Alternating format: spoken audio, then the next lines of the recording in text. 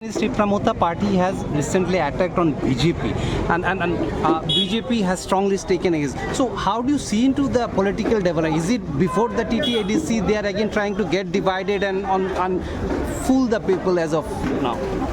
It appears there is some contradiction between Pramota and BJP. But Pramota has been organized by BJP. The earlier Chief Minister, now he is MP.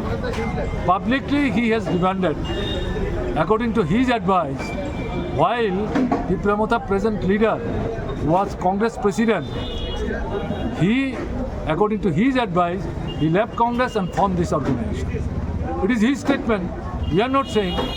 However, I am not going to detail out other things. What you have asked. Now actually you see the ADC election is often. After 5 to 6 months, that election has to be undertaken. Now BJP is trying to extend its strength. Pramota is trying to grab all these things so that BJP is forced to depend on them.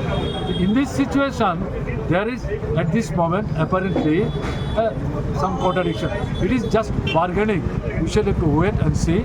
At this moment, we should not take any final conclusion.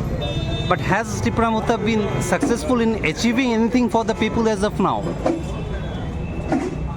Achieving means only one thing, that is corruption. If it is their program, then they have achieved it. They have achieved. People are suffering. People are suffering. What about the tripartite agreement? Nothing. You ask them. Why I should explain. One after another demands they have been raising. But one after another they are changing. You ask them. They should explain. They should explain. Why? I should explain their demand. This is not my responsibility. No, as a seasoned politician. Exactly. I have no confidence in all this. Right from the beginning we have been saying. Right from the beginning. So this is nothing just to mislead the people, particularly the tribal population. You have seen in the last assembly election. It is amply clear. So they will be isolated. They will be isolated. I am giving it. This is from our experience. I am saying. Thanks.